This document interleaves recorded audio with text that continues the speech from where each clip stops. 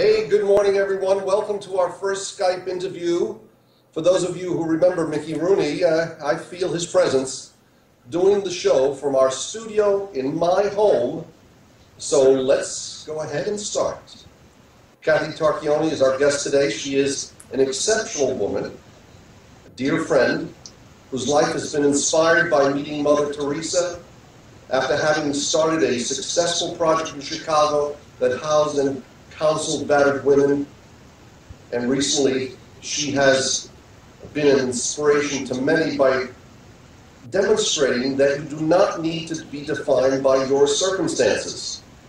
While dealing with her own physical COPD, she was able to build an online following over 100,000 dog owners who have learned the value of viewing their pets as gifts. Kathy was also the idea and the executive producer of Well-Being, this video interview show.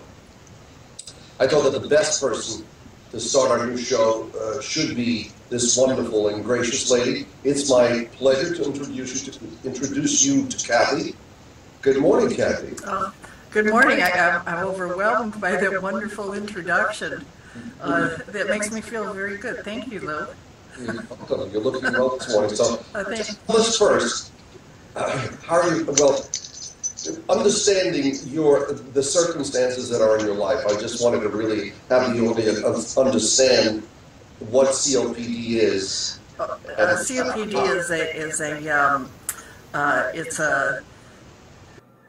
a pulmonary disease that happens when you smoke too much. I'm in stage 3, and it means that I have to wear oxygen. I don't breathe very well if I go up steps, etc. But in addition, I have congestive heart failure, which really adds to it. However, I really don't let it slow me down. That's for sure. Well, I certainly know you don't, because you and I chat almost every day and talk about all kinds of things, especially the passion that you have going on. So tell us how you're feeling lately, where your well-being is affected by all the good things that you're doing. I mean, tell us how that participation, the things that you are causing to happen, is actually getting you in a better state of well-being. I know that you're not wearing what I always used to see you wear, which was this hose that goes... I am wearing it. Oh, are you wearing it right now? Yeah. Well, that's because of my failing eyesight. Look at that, my kids. But all right, so you're wearing it now, so okay. But normally, during the day, there are times you just don't wear it. Well, I can take it off now if you want. No, don't do that. Okay. The point I'm making over there is that you've been getting better at and healthier at, and it is this commitment that you're making to your own body. That's right. I truly think that it's the kind of contribution that you're making to others, and the place that you're actually traveling on, the journey that you're traveling on now, is really understanding how your well-being is caused by your perception of things and the way you're viewing things. And you've been lighter, and you've just been wonderful. And so I just wanted you to share from your own words what's causing that. Well, actually, because of the fact that now when I contribute, for years I used to contribute to people all the time, helping them when they had financial problems or helping them in personal problems, etc. But I never really realized what it was also doing for me.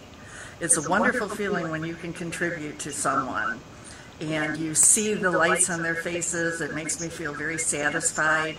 But at the same time, I didn't realize that it brought me into a level of peace and happiness where I realized that giving to others also contributes to my own well-being.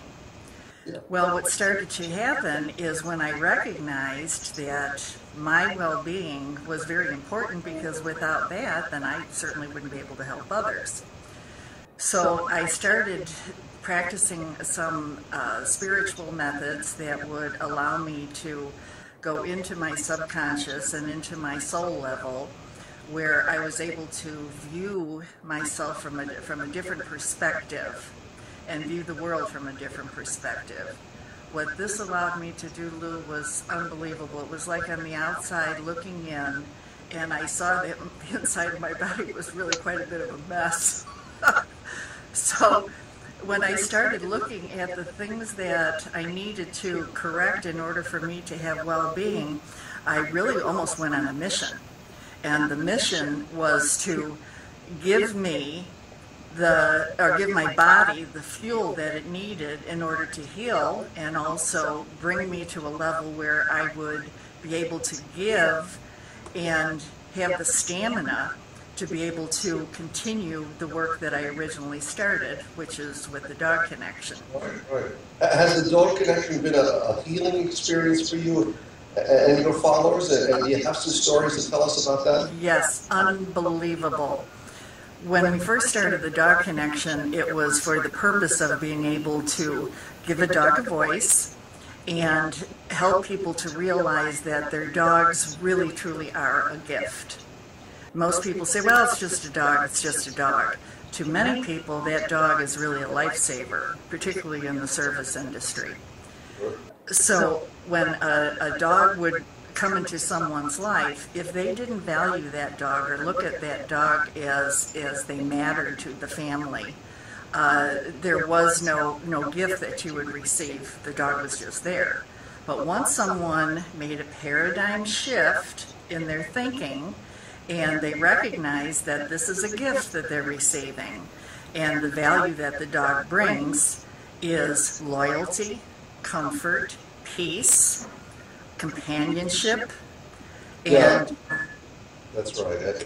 I wanted to, I don't mean to interrupt you there, but I wanted to go back to having people really understand that what you did is you actually had people see this perspective that they've been following as a pet is a pet.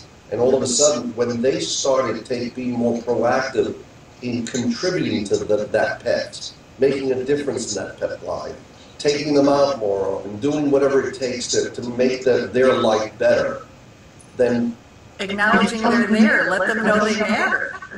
Yeah, then they got that they mattered. Then their act of contribution caused their well-being to be juiced up, as they say. Yes. And it really does happen that it's scientific. I mean, this is not something we talk about that's simply spiritual. This is actually scientific. Endorphins get created when you feel good, when you're in a sense of well-being. A lot of people experience it, but the dog is a gift to you if you see it that way, if you perceive it that way. And of course, what you said that. So tell me today, what lights you up nowadays? What lights me up more than anything is that I am just so happy.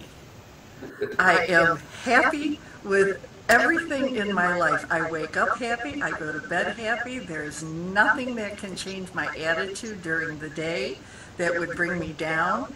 And I attribute that to this living through my soul as opposed to living through my ego, where things would bother me and I'd be judgmental and I'd be worrying about what other people are thinking of me. I really don't care what anybody thinks of me. I happen to like me.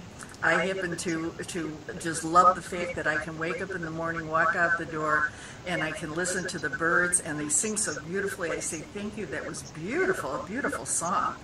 And I smell, if it's going to rain, then I can smell the rain coming. If it's sunny out, I'm happy about that. There just isn't anything that I'm not happy and grateful about. Well, so that brings us down to this idea that, satisfaction is a function, or well-being is a function of contribution, and satisfaction is a function of well-being. So you're in a very satisfied state of mind. I absolutely am. I am so satisfied with everything. Even if somebody before used to disappoint me, they never disappoint me anymore, because whatever they did or contributed to our relationship, I'm grateful for. Yeah, I got no matter how small it was. I got it. So it is this SOS state of mind. Yes. It is this program that you and I are involved in, and that I'm looking to really promote in this show that you have so willingly inspired me to participate in, is really this idea of this show being able to touch, move, and inspire people out there, knowing that they are cause in the matter of creating their well-being simply by their being proactive and having a shift about the way they view things, their perceptions. And what you're basically described is that the biggest gift that you have recognized you have is life. Yes. And that there isn't anything to not take, to be in awe of. We may be searching for all kinds of, answers, but the fact they're already right there in front of us. The things that move, touch, and inspire us, makes our feeling good, is always usually from that place of where you are either contributing to others or you're just acknowledging the wonderment of it all and realizing how privileged we are to be alive. Not only, Lou, with us talking like almost every day, and for a long time I was saying, we've got to record these, because you, of course, have been my mentor we've known each other for over 20 years.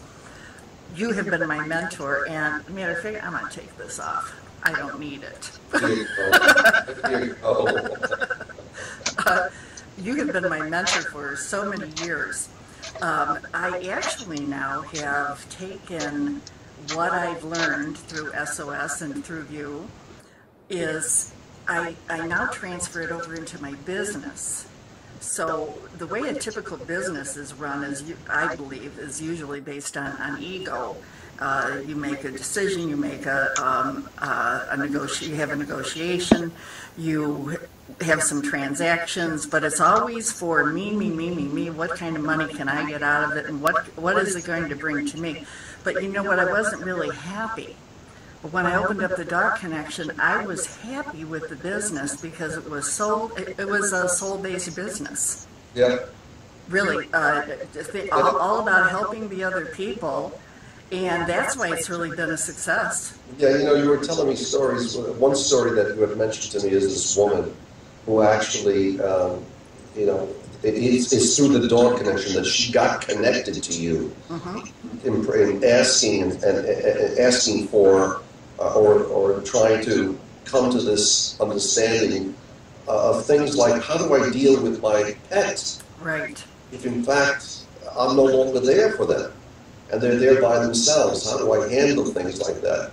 And so that people have so many concerns in their life, they just need a place and a space to really understand a little bit more about how they cause their sadness and their issues that are going on by pretty much not really knowing how to deal with it. And what the Dog Connection does is it brings that out in the forefront for people to hear how others do that and how others experience the questions in the relationships, not only to their dog, but basically, if you have a relationship to your dog that's not working well, it's probably also the same thing that's happening with the rest of your life. And, well, the point is that what through the Dog Connection, we're helping people to have this aha moment where they're realizing that it's not the dog that has the problem. It's the person that has the problem, and they have to have responsibility for the fact that they're not connecting with their dog. It's like a disconnect. They're totally disconnected, so they find fault with the dog. They want to bring it back to the shelter or wherever they got him from. They're always complaining about the dog. However, if they change the way they're thinking and they realize that, where did this dog come from? And it's not them, it's not the dog, it's up to the human to be able to identify to the dog what is necessary. Now, I'm not talking about training, I'm talking about emotions and feelings and discipline and all that. The dog picks up on every single mood and emotion that we have. That's right. And when we're upset, they know we're upset. If we are upset and we don't look to our dog to provide us for comfort, that's a big mistake. The dog is there because they want to comfort us. Yeah. He is a mirror. They are a mirror. Yes. They are truly a mirror. All right. So I'm so happy that we got to talk, and we're doing lots of these things. But in the future, Kathy, we're talking about bringing some really great interviews for people. I know. Right, that could be viewed on both the LouCataruza.com website and very shortly on the sosimatter.com website. And also Bayside Live TV. Bayside Live Television, and we hope to syndicate this all over the place. People could eventually call in and be participating in these dialogues, share their aha moments with us.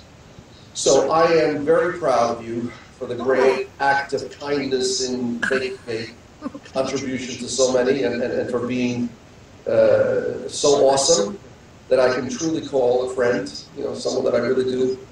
Thank you so much for being there to inspire me and to inspire my role in your life. So thank you for being there. And for everyone else that is tuning in, thank you for tuning in. I hope you enjoyed our chat and look forward to bringing you many more enlightening conversations in the near future. If you like our format, please share it with others and let us know what you think. You know, if we could do something better, we'd love to hear about it.